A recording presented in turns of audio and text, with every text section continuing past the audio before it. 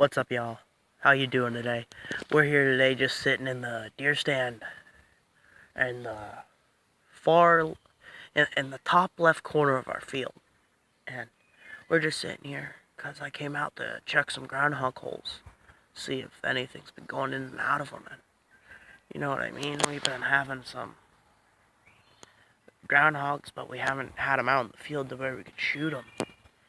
And, well, I decided to climb up this one stand of ours and just sit here for a bit and see what I could see, because when I came up and I went in to check the one hole on top of the ridge, I jumped 2 deer and they came this direction, 2 nice sized doe, and they were really nice. So we're just sitting here trying to see what we could do. Well, we can see, because I mean, I was gonna bring my, if I would have thought about doing this, I would have brought my antlers and my deer call, and I would have sat here and just called and seen what I could bring in and how close, so I could get an approximation for how far I'll be shooting here in deer season. Because I mean, 4th of July is this Monday. That's a day from today, Saturday right now, and we have gotten some nice deer to come into our fields. We had the albino deer come in, and then we had the calico deer come in. It's really cool. Last year during deer season, we noticed this doe, and it was just born and was half white and half brown, so it's calico, and it was really cool. And then we have this small albino buck. He's a 4-pointer. We've already seen him. His horns are just starting to really develop and whatnot, but we've already seen him.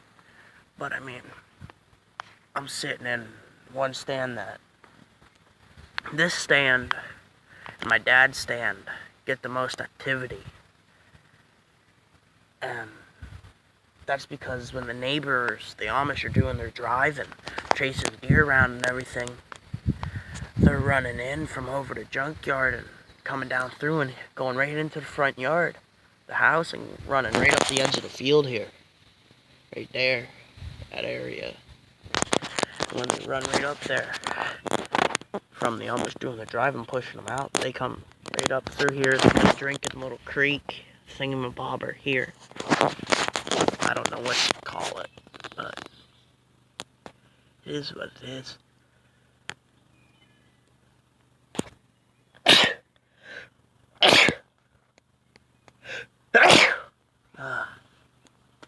Damn.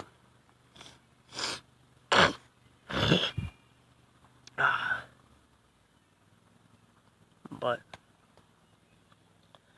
like I said, with the Amish doing their drive last year, my cousin Aaron, he was sitting right here in this stand, and the Amish doing their drive chased out Grandpa Buck, as we call him.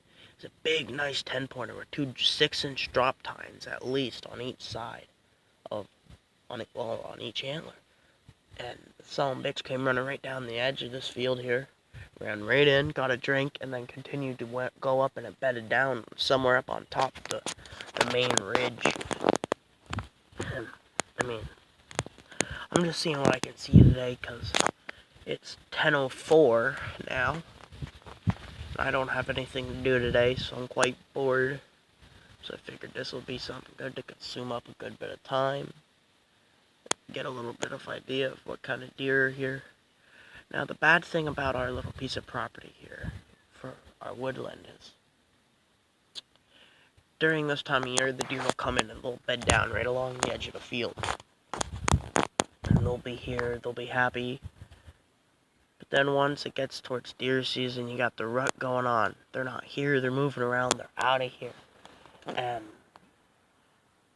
But the only reason we can typically get a deer, normally, first year, here, with my dad hunting, I had my pump action 30-06. Oh my god, I went through almost an entire box of rounds in one day. And we had 3 deer come up onto the ridge. My dad fired a shot at the smaller one.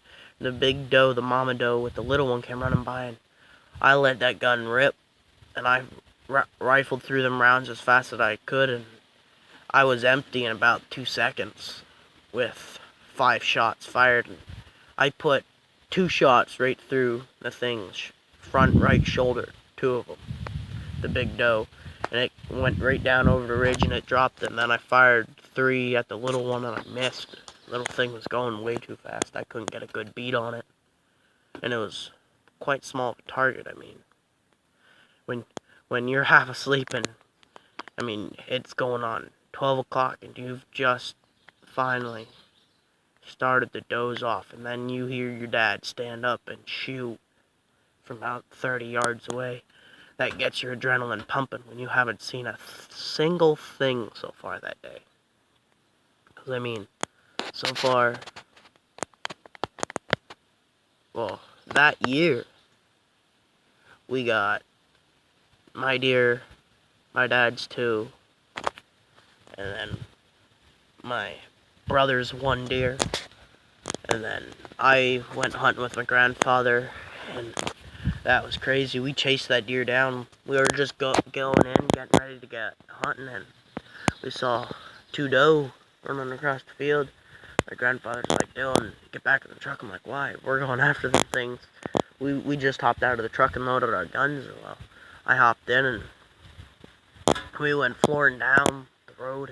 And they were in a lower portion of it, like I guess you could call it a little valley or divot, because the way it was is the mountain, like the field had a droop in it. You get what I'm saying? And the deer were running up that, and my grandfather and me, we watched them. They ran across the bottom half.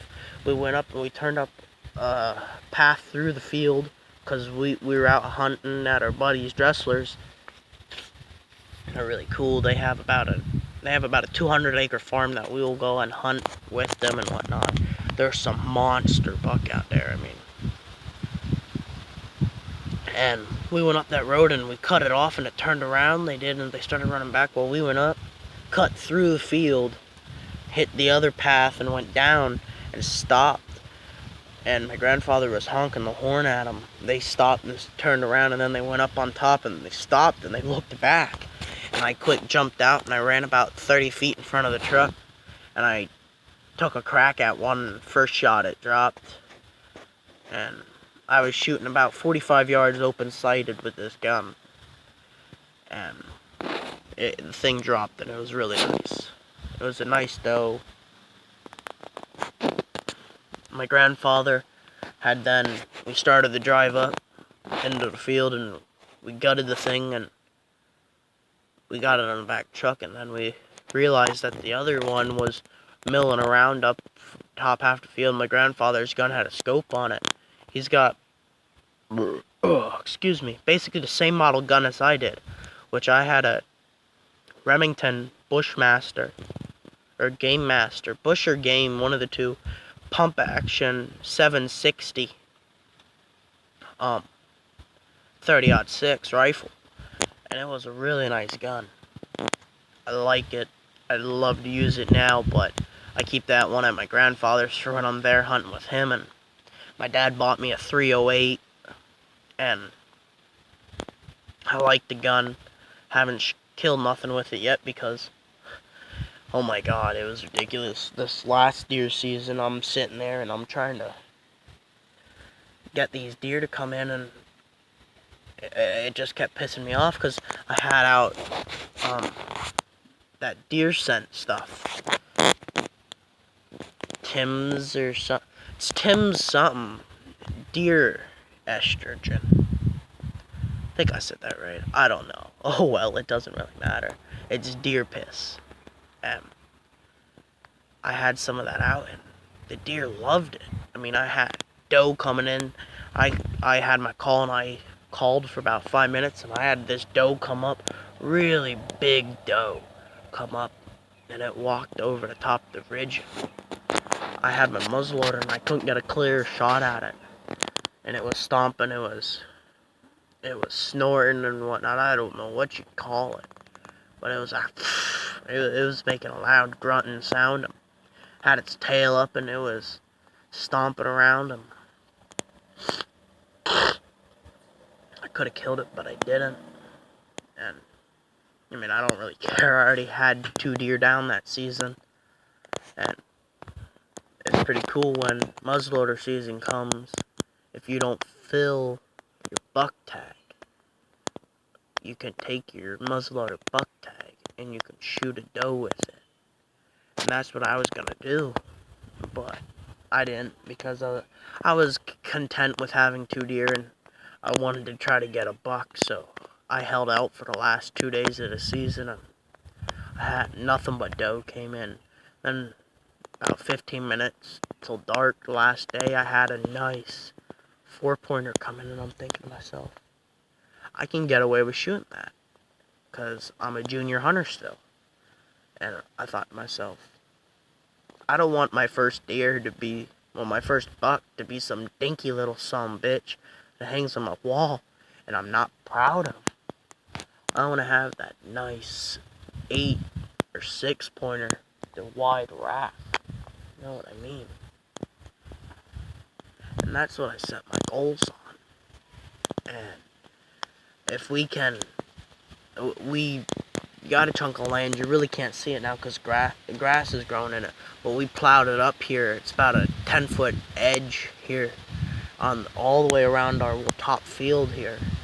And coming this fall, we're gonna throw food plot seed in, because we've just been way too busy to get up here and actually put this food plot seed in. And next year we will have a food plot, and I'm gonna set a blind up, or a stand.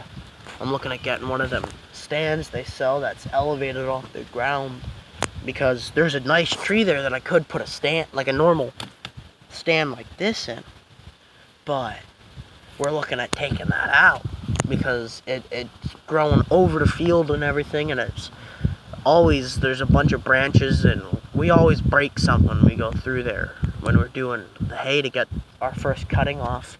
And we might get a second cutting off this year again. We're not certain, but we're gonna see what we can do and everything. And I mean, as I said, I'm just sitting here today. Pretty tired. Feels like I've been up for at least 6-7 hours now. The day should be over, and I just got up though at 6 o'clock this morning because my dad had to work, and I didn't want to be stuck at the house all alone again. It's freaking retarded. An entire weekend, house to myself basically. Stepmom and stepsister and my 2 little brothers, they're off down in Chambersburg for a softball tournament. Woohoo! Softball. No, not going with you. Have fun. See you later. Bye. And figured I'd come out here and just chill all day and do nothing. Because, I mean, I'd rather sit here in this damn blind, well, stand all fucking day. Sit in that house and play fucking PlayStation. Ain't doing it. I'll take my PlayStation, I'll play, I'll do all that kind of shit and whatnot, but I'm not doing it a fucking all day long. I don't know if you just heard that shot or not. That just sounds like somebody got themselves a groundhog. It's really been pissing me off. I'm finding all these groundhog holes, seeing all these signs, setting traps out, and my traps are just getting to be that old. They're getting out of the traps. It ain't, them foothold traps ain't working. And I hate them fucking body grip ones, them fuckers. No. I always hurt myself with them body grips. So.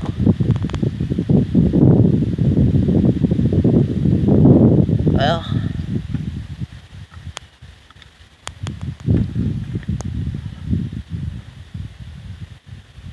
As I said, I'm just gonna keep watching and see what I can see. Till next time, keep it frickin' country, y'all. 'Cause I'm out.